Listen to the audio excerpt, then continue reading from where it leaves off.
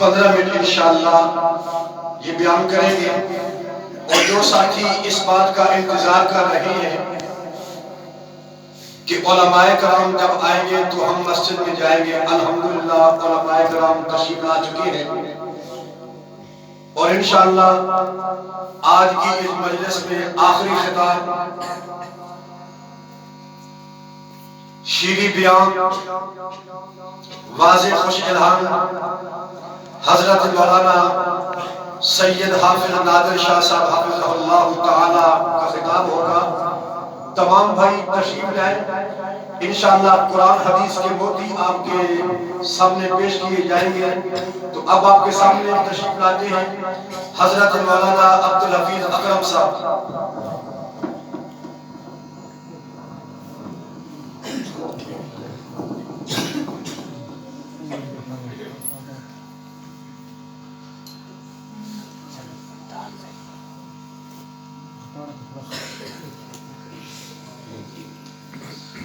ان الحمد لله نحمده ونصلي على رسوله الكريم اما بعد فاعوذ بالله السميع العليم من الشيطان الرجيم من همزه ونفخه ونفسه بسم الله الرحمن الرحيم قال الله عز وجل في التنزيل وقضى ربك الا تعبدوا الا اياه وبالوالدین احسانا۔ سامعین محترم، اللہ احکم الحاکمین نے حضرت آدم علیہ السلام سے لے کر جناب محمد رسول اللہ صلی اللہ علیہ وآلہ وسلم تک جتنے بھی انبیاء اور رسل بھیجے، کتابیں دی، شریعت دی جانے، مگر تمام کے تمام انبیاء اور رسل کو جو دعوت، جو پیغام دے کر بھیجا، بعض کا نام لے کر اللہ احکم الحاکمین نے قرآن میں واضح بھی فرما دیا کہ ہم نے نوح علیہ السلام کو ان کی قوم کی طرف جو پیغام دے کر بھیجا وہ یہی تھا، یا قوم اعبدوا اللہ ما لکم من الہ غیرہ۔ اسی طرح فرمایا قوم سمود کی طرف، اسی طرح قوم شعیب کی طرف،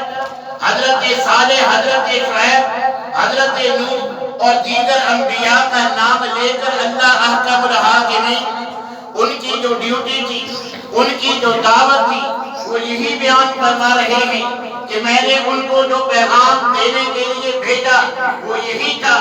کہ اللہ کے علاوہ کوئی الہ نہیں، اللہ کے علاوہ کوئی داتا حاجت روا مشکل کشا نہیں،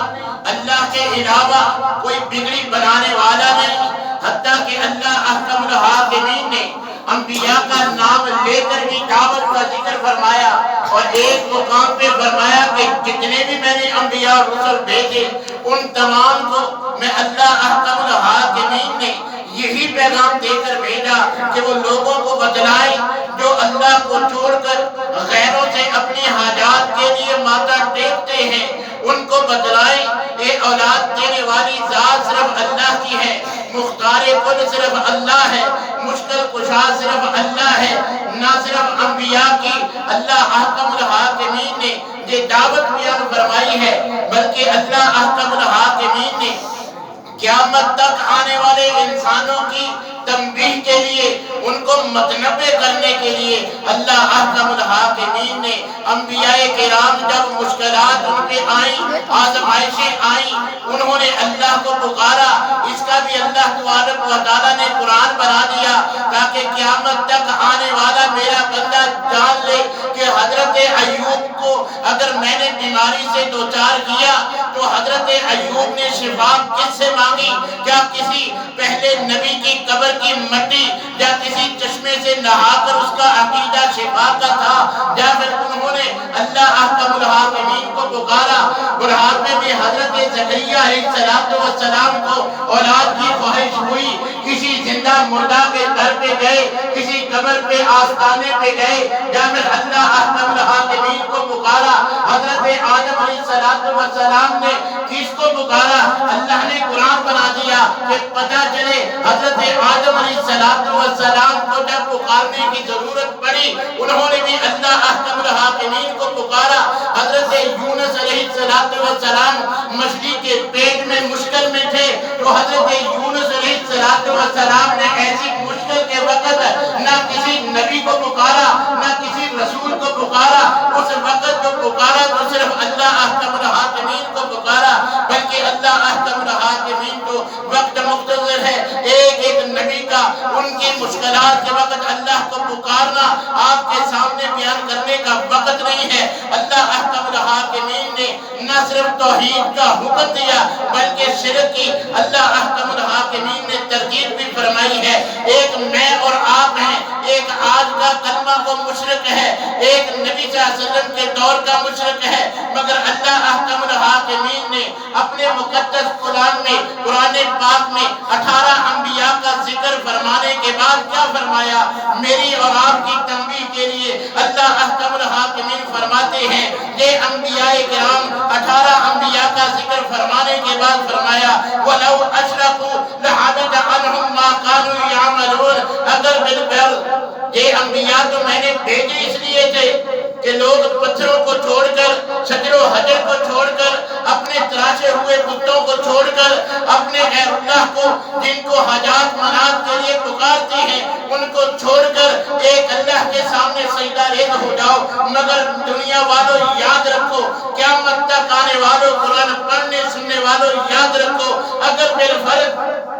انبیاء کو بھیجا جس مقصد کے لیے تھا، اگر ان سے بھی بالفرض شرک سرزد ہو جاتا، حالانکہ وہ آئے ہی شرک سے ہٹا کر توحید کے اپنانے کے لیے تھے، مگر بالفرض ان 18 انبیاء کا جن کا میں اللہ نے ذکر کیا ہے وَلَوْ أَشْرَكُوا لَحَبِطَ عَنْهُمْ مَا كَانُوا يَعْمَلُونَ، اگر بالفرض ان سے بھی شرک سرزد ہو جاتا، ان کے بھی سارے اعمال ضائع ہو جاتے، ان کا بھی کوئی چھوٹا بڑا نیک عمل ان کے کام نہ آتا، بلکہ اللہ احکم الحاکمین نے تو حد ہی ختم کر دی۔ نبی کریم علیہ السلام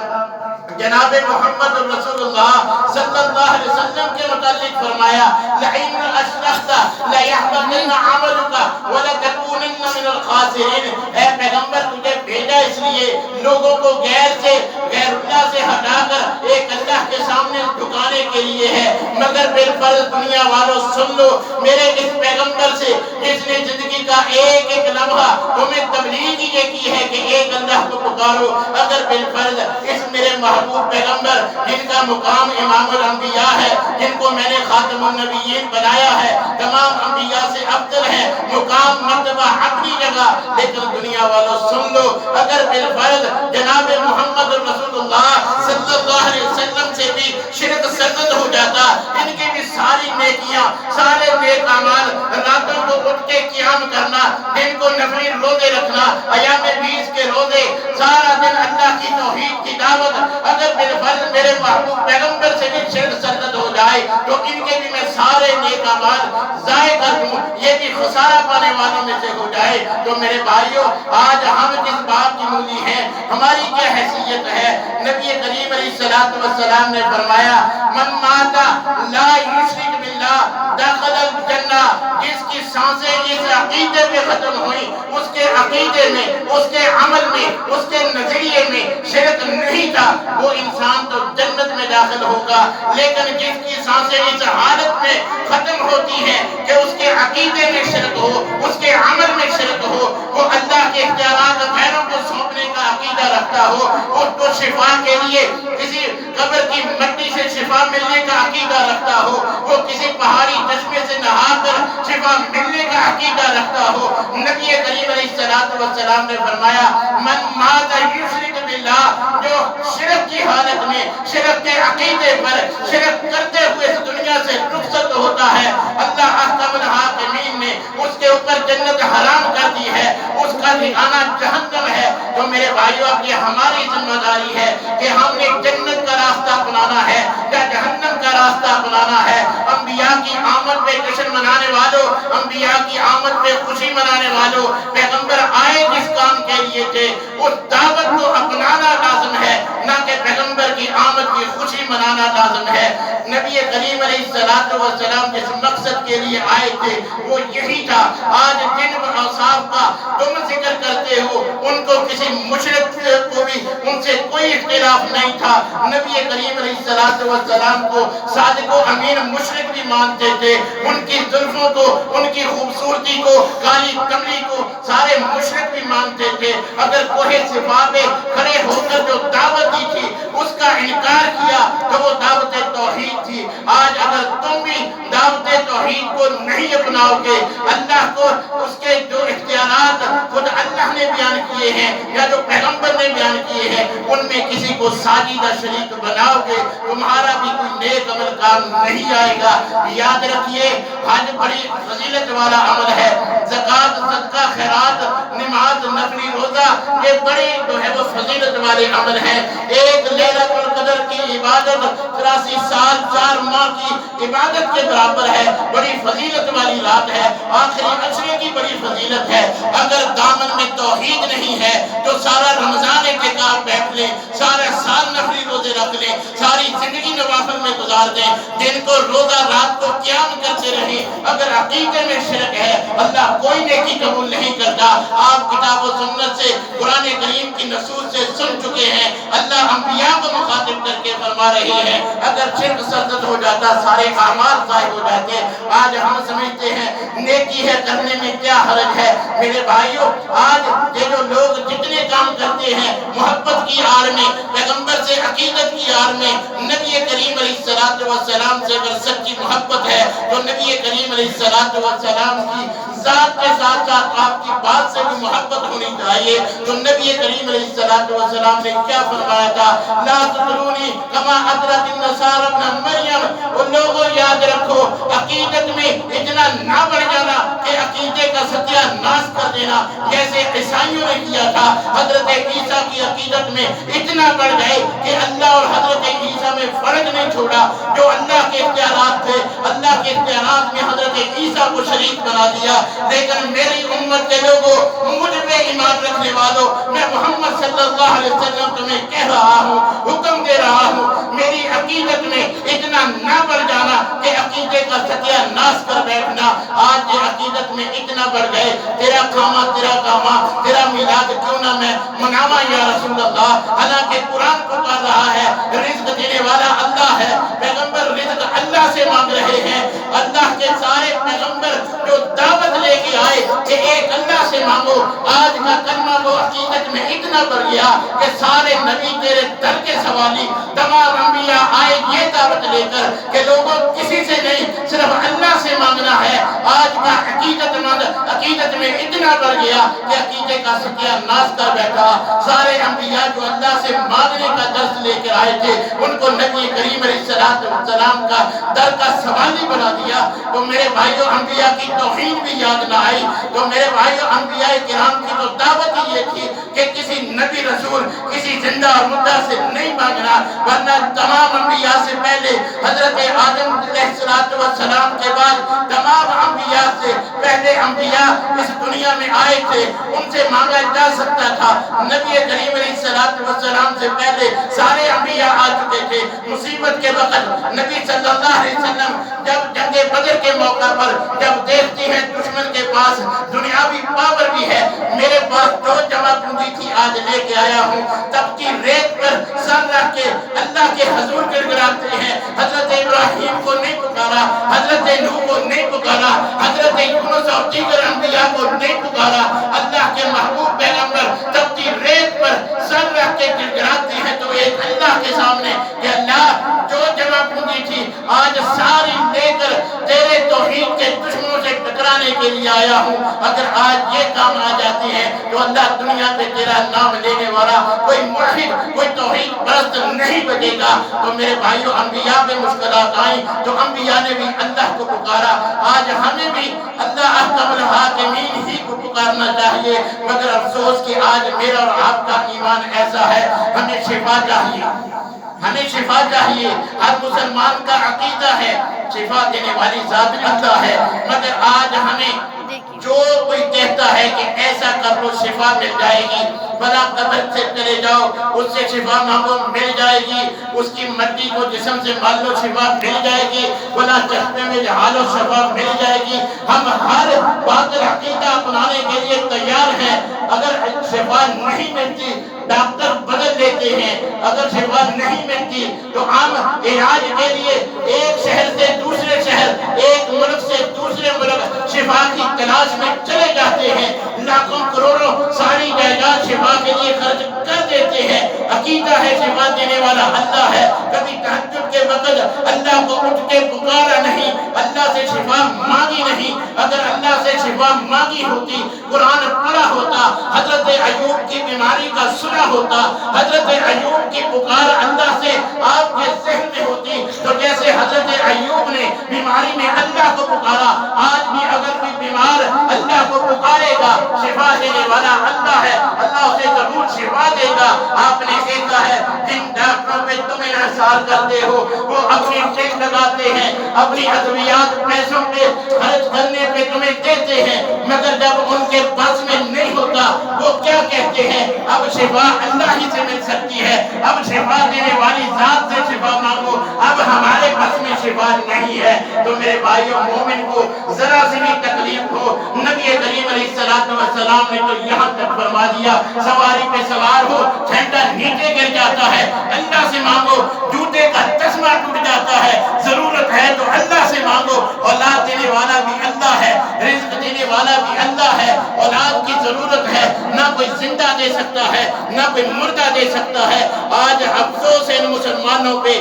کہ ان لوگوں سے اولاد مانگی جاتی ہے جن کو اللہ نے اولاد نہیں دی۔ لاہور والے دادا سے لوگ بیٹے مانگتے ہیں، اس کی اپنی اولاد نہ تھی، آج ان لوگوں سے حاجات مانگتے ہیں۔ میرے بھائیوں، دور دراز کا سفر کر کے کسی قبر سے آستانے سے کوئی امید لے کر جانا، وہاں سے مانگنا، اس سے تو اچھا عقیدے والا اس درگاہ کے باہر بیٹھا ہوا فقیر ہے جو زندوں سے مانگ رہا ہے، قبر والے سے نہیں مانگتا۔ اس کا عقیدہ مجاور کا بھی یہی ہے، اس کو بھی اخراجات کے لیے، اس کو دربار کے اخراجات چلانے کے لیے بابے سے سوال نہیں کرتا، قبر پہ ہاتھ باندھ کے کھڑا نہیں ہوتا، بابا جی بجلی کا بل دینا ہے، اتنا زیادہ بل آیا ہے، بابا جی نکالیے کچھ، کوئی خزانہ اگلیے۔ وہ مجاور بھی اس مردہ بابے سے، قبر والے سے نہیں مانگتا، بلکہ زندوں کی دکانوں پہ جاتا ہے، باہر لوگوں سے چندہ اکٹھا کرتا ہے کہ دربار کا بل جمع کروانا ہے،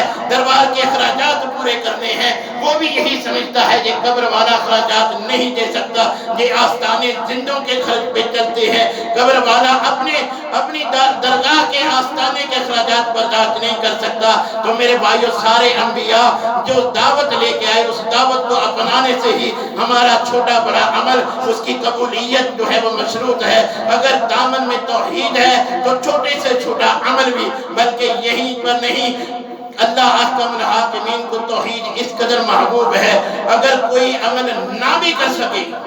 صرف زبان سے توحید کا اقرار ہی کیا ہو، 99 رجسٹر گناہوں کے ہوں، صرف زبان سے توحید کا اقرار ہی کر دو دنیا میں، تو اللہ احکم الحاکمین اسی کے بدلے میں جنت عطا فرما دیں گے۔ اور نبی کریم علیہ السلام نے فرمایا، مرتے دم جس نے توحید کا اقرار کر لیا سیدھا جنت میں جائے گا۔ اللہ احکم الحاکمین سے دعا ہے کہ اللہ تبارک و تعالی تمام انبیاء جو دعوت لے کر آئے اس کو اپنانے کی، اپنے عقیدے اور عمل میں سے شرک کو دور پھینکنے کی توفیق عنایت فرمائے۔ ہمیں موت آئے عقیدہ توحید پہ، اللہ احکم الحاکمین کے اختیارات صرف اللہ کو عطا کرنے والے ہمارے عقیدے ہوں، ہمارے اعمال اس کی گواہی دیں۔ اس حالت میں ہمیں دنیا سے موت آئے، اللہ احکم الحاکمین مرتے دم تک ہمیں توحید پر قابل رکھے، عقائد اور نظریات اور اعمال سے شرک جو ہے وہ مکمل طور پر اجتناب کرنے کی توفیق عنایت فرمائے۔ وآخر دعوانا الحمدللہ رب العالمین۔